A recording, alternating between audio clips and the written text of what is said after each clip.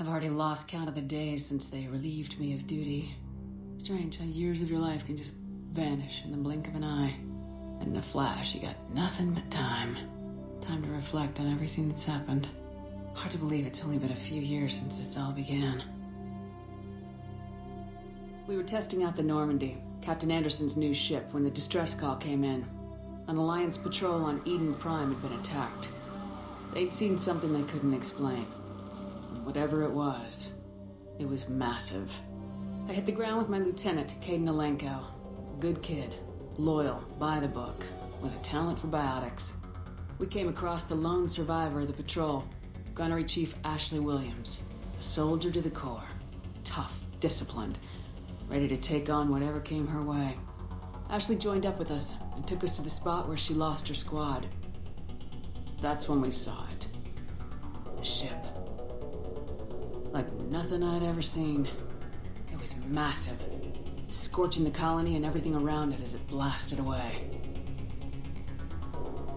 We followed the path of destruction to an artifact, a beacon left by a long-dead race called the Protheans. The colony had dug it up, and whoever attacked them had tried to take it. Lieutenant Alenko made the mistake of getting too close. It hit him with some type of energy. I grabbed him and threw him out of the way. That's when it hit me. Hard. Every muscle in my body went rigid. I couldn't move, could barely breathe. Everything went black.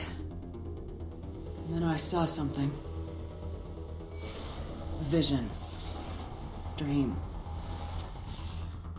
A nightmare. By the time I woke up, we were halfway to the Citadel on our way to meet the Council. I was expected to explain what I'd seen. Anderson came along. So did Udina, our political representative on the Citadel. With those two heavyweights, it seemed reasonable we could persuade the Council that the ship we'd seen was a potential threat, as was the individual behind the attacks. The main suspect for the Eden Prime massacre was a Turian Spectre named Saren. He'd been seen by one of the survivors from the colony at Eden Prime, and there was some evidence to suggest that the ship was connected to Saren. But even Udina's pointed accusations weren't enough to convince the Council. They just couldn't believe one of their chosen elite Spectres could be guilty of something like that. They needed proof, which meant I needed proof. Fortunately, I wasn't alone in my search. Garrus, another Turian, wanted to help. A top agent for Citadel security. Despite orders from his superiors that he shouldn't get involved, he told me he was suspicious of Saren and he had some useful leads. More importantly, he was willing to share them. That led me to Wrex, the biggest, nastiest looking Krogan bounty hunter I'd ever seen. He turned out to be more than just a brute. It was his intel that led us to a fugitive with incriminating evidence on Saren. The fugitive turned out to be an energetic little Quarian named Tali. A tech expert with a knack for hacking, she procured some information on Saren. Evidence that proved Saren was dirty. Tali's evidence proved that Saren was responsible for the massacre on Eden Prime, and the immense warship we'd spotted was in fact Saren's flagship. But it went much further. Saren was trying to find a way to bring back a race of sentient machines from dark space. Machines allegedly responsible for cleansing the galaxy of all organic life. These Reapers were blamed for wiping out all life 50,000 years ago, including the Protheans, then disappearing back through the mass relays to dark space, leaving no trace that they'd ever been. That explained why Saren was after the beacon, and it made some sense out of my visions, but not much else. We couldn't convince the Council that the Reapers were a threat, but they agreed Saren had to be stopped. They stripped him of his Spectre status and gave me the honor of becoming the first human Spectre. My first task? Bring down Saren. Anderson decided to stay behind, giving up his ship, the Normandy. He told me I'd need it more than he would. He also pointed me in a direction. Liara, a Prothean expert, adept in biotics, and maybe most importantly, daughter of Benezia, Saren's top lieutenant. And like most Asari, as beautiful as she is intelligent, and born with a unique ability to meld with other species. Liara was able to help me decipher some of the vision the beacon had given me. Nothing concrete, but it gave me some clues. And a new appreciation for the Asari.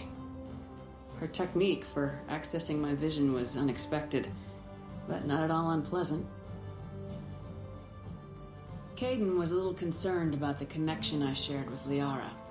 As commander, I knew either relationship had the potential to interfere with the mission.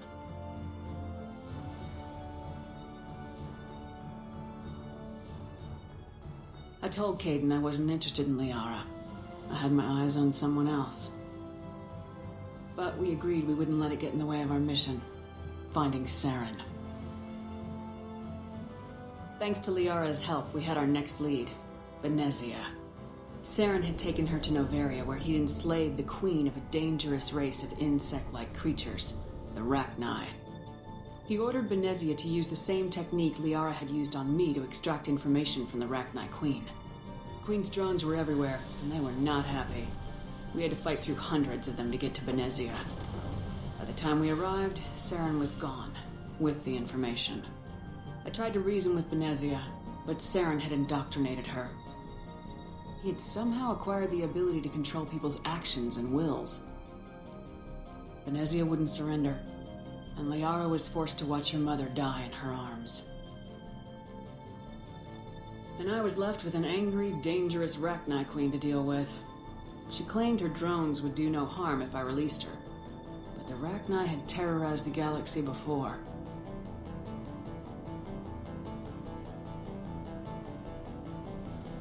I couldn't do it.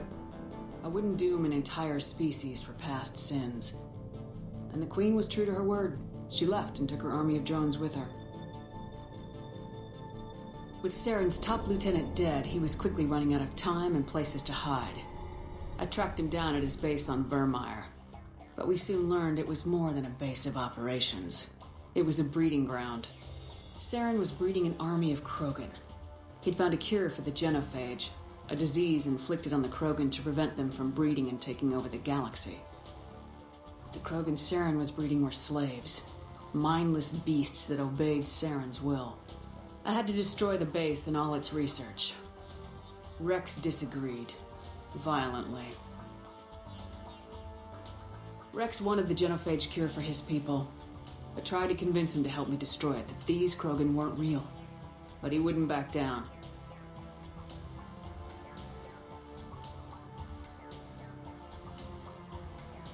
He just couldn't be reasoned with, and I couldn't let the base be saved, even if it meant curing the Krogan. Saren had to be stopped. When we finally got to the center of the base, I realized just how close Saren was to completing his plan. He was already in communication with the Reapers. Sovereign, Saren's flagship we'd all assumed was just a ship, was a Reaper. It spoke to me, threatened me. I could feel the menace it had for every living thing. It wanted me dead. It wanted us all dead. And I knew it was capable of doing just that. What I couldn't understand was why Saren would help it. But there was no time to think about it. Sovereign knew where we were. We had to destroy the base and get the hell out. I split my team into 2 squads, sending Ash with one and Kaidan with the other as a distraction. We had a nuke and we planned to use it. Before we could detonate the bombs, Saren showed up. We fought. I stalled him to make time for my team. And in talking to him, I realized the truth. It wasn't Saren who was indoctrinating everyone. It was Sovereign, the Reaper. And Saren was in deeper than all of them. He tried to convince me he was still in control. Said he'd found a way to reduce the Reaper's influence, but he was kidding himself. Or believing the lies Sovereign was telling him. Before I could convince him to stop, he ran, leaving me just seconds to extract my squad mates. I tried, but I wasn't fast enough. I could only save one of them.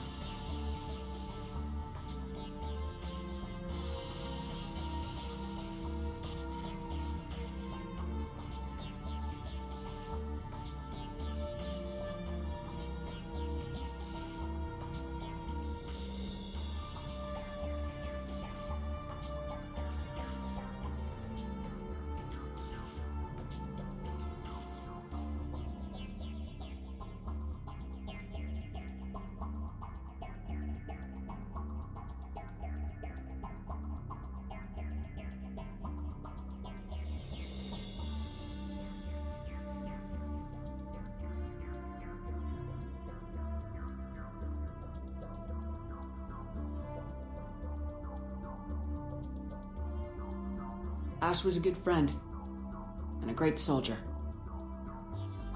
But I had to choose, and I chose Kaidan. That was the last time Saren would slip away from me. I knew then, the next time we met, one of us would die. With my team mostly intact, we chased Saren and his army to Ilos, a long-lost planet that had once belonged to the Protheans. As we prepared for what we knew would be a desperate fight, I spoke to my crew. We were just one ship, against Saren's growing army. I assured them all that despite the odds, we could defeat him. But Kaidan saw through my words. He knew I was hurting after Ash's death. He could sense my doubts. We both knew this mission could be our last. Until that moment, we put our feelings aside for the sake of the mission. But why wait? We gave in to each other, and it was perfect. While it lasted. We arrived on Ilos close behind Saren. Once on the planet, we discovered a Prothean databank that helped me put the final pieces of my vision together. The Reapers had come 50,000 years ago, and every 50,000 years before that, each time purging the galaxy of life. The Protheans had fought and died like every species before them, but a few survived long enough to leave a parting gift. The Protheans had discovered that the Citadel was the key to controlling the mass relays. By sabotaging the Citadel, they found a way to close the relays to dark space, slowing the Reapers' return, giving us the time we needed to find a solution to stop the Reapers once and for all. Saren knew this. He was leading his army to take control of the Citadel and re-establish the relays to dark space, bringing the waiting Reapers here to destroy us all. We followed him to the Citadel. It was intact, but heavily damaged. He had caught the Council fleets by surprise, and they were only now regrouping. And with Sovereign as his flagship, there was little hope that the fleets could counterattack with enough strength to take back the Citadel. But Saren was done running, and I was done chasing him. As the Alliance and Council fleets battled Saren's army outside the Citadel, I cornered the Turian bastard in the Citadel tower and confronted him. He died believing that the Reapers would save him. As I fought to regain control of the Citadel, the Council's flagship, the Destiny Ascension, fell under attack. Despite Saren's death, Sovereign and Saren's army continued to fight. The Council was aboard the Destiny Ascension and they were requesting assistance. But I knew in order to help them, I would have to put our human Alliance fleet in jeopardy.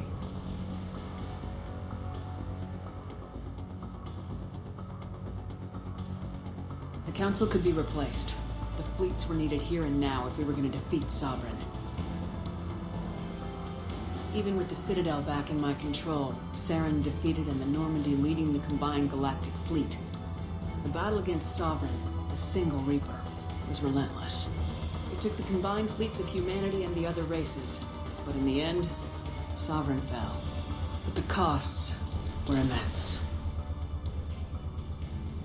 While humanity's efforts in the war earned us our first seat on the Council, it was a hollow victory. The Reapers were still out there. I knew the fight was far from over, but as the one who'd led the fight against Saren, I was given new responsibilities. The choice of humanity's first counselor was left to me to decide. On the one hand, Udina, the lifetime politician, ruthless and ambitious. He would easily navigate the political landmines that would soon be placed before him. The other choice, Captain Anderson, the career soldier. Tough but fair. But a friend, and someone I could trust. Both great leaders in their own right.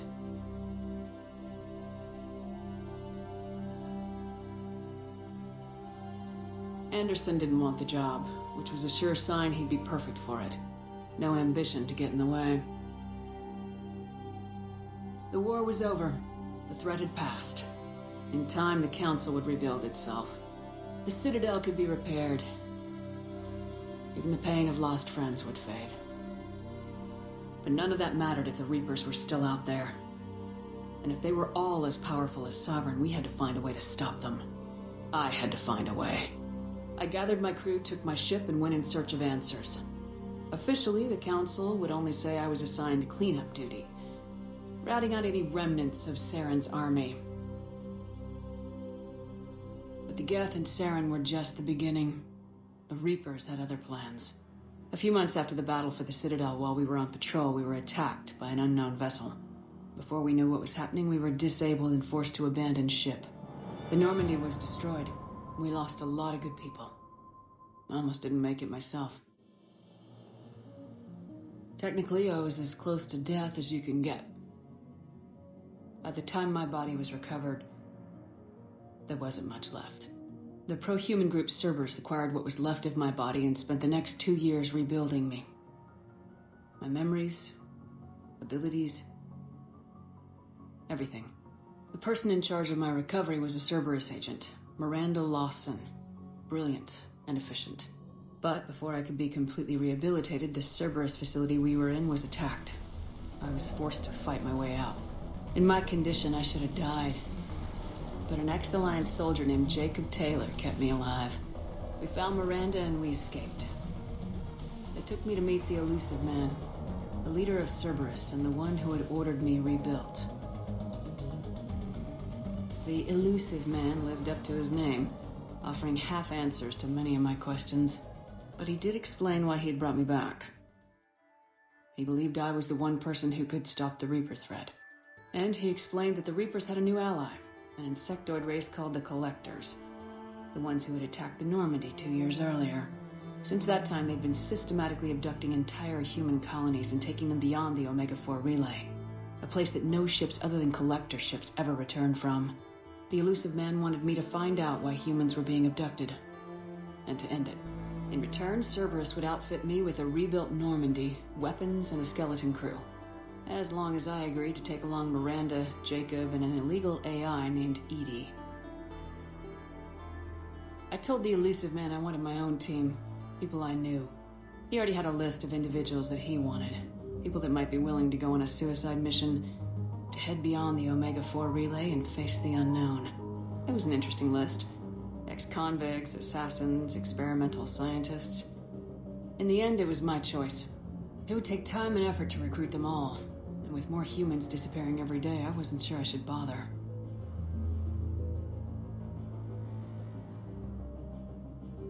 I decided I needed all the help I could get. Recruiting the team took me all over the galaxy. Along the way, I met some old friends. They were quick to join, despite the risks. As for the rest, finding them and convincing them to join me on a suicide mission was difficult. But keeping them from killing each other was next to impossible. They only had to stay alive long enough to complete the mission. I wasn't sure what difference it would make if they were happy doing it.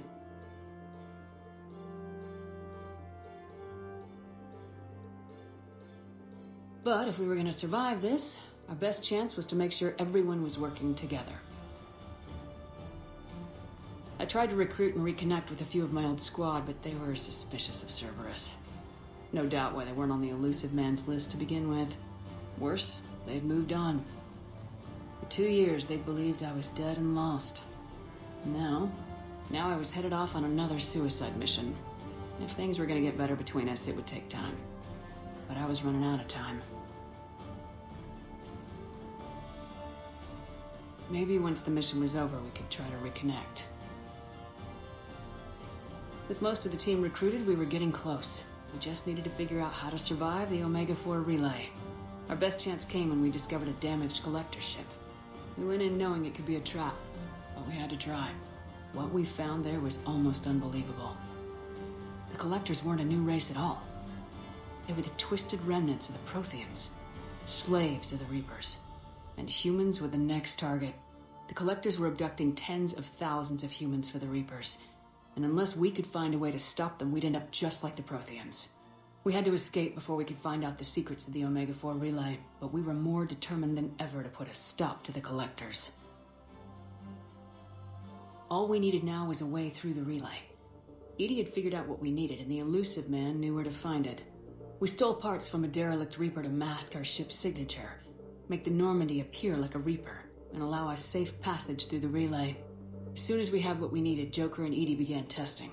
But while I was away on mission with the team, the collectors attacked the Normandy, determined to destroy it before we could finish the tests.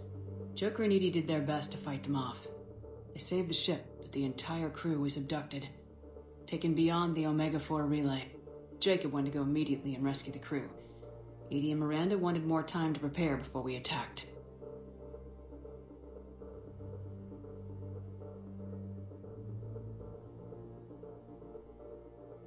We had everything we needed to get through the Omega-4 relay safely. I wouldn't risk the lives of the crew by waiting.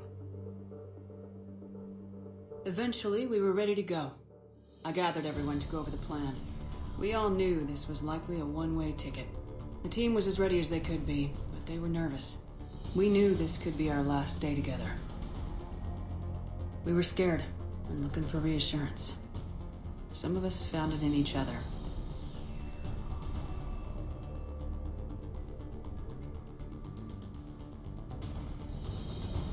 But I went to my cabin to be alone, to prepare for the attack, go over every detail. I had to make sure we were ready. The day of the attack, everything went as planned. At first, the Normandy made it safely through. As we scanned the wreckage of all the ships that failed before us, we found what we were looking for. The Collector base. And guarding it, a ship that had destroyed the Normandy 2 years ago and almost ended my life. But this time, we were the attacker. The Normandy sustained heavy damage. We lost some of the team. But eventually we destroyed the Collector ship and made our way to their base. We knew the fighting inside would be brutal. We arrived intact, and the team was strong, resilient. We repelled every attack thrown at us. Eventually we made it to the heart of the base. To this day, I can hardly believe what we saw there. The collected humans had been dissolved, transformed, and repurposed to create the frame for a new Reaper. A massive human Reaper abomination. We had no choice but to destroy it. The battle caused severe damage to the base, but we needed to destroy it completely. As I prepped explosives to finish the job, we received a message. The Elusive Man. He didn't want us to destroy the base at all. He wanted to preserve it. He wanted to study how the humans were transformed into the abomination we'd seen. To use the technology of the Collectors to help defeat the Reapers.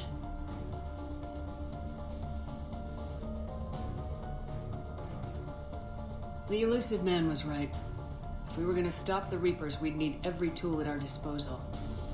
Even if it meant keeping the Collector base intact. We irradiated the base instead, killing all the Collectors but preserving the technology inside. Then we headed back through the Omega-4 relay. The mission was over, but we paid a price for our success. We lost almost half the team, but at least we were able to rescue the crew in time. And in the end, we stopped the Reapers from creating a human Reaper abomination. And we bought everyone just a little more time. If only there was more time. The Reapers are still coming. Every day a bit closer. I handed every piece of intel on the Collectors and Cerberus over to the Alliance brass. They're not sure what to make of it, but at least they're listening. I just hope they figure out what to do about it soon. Before time runs out for all of us.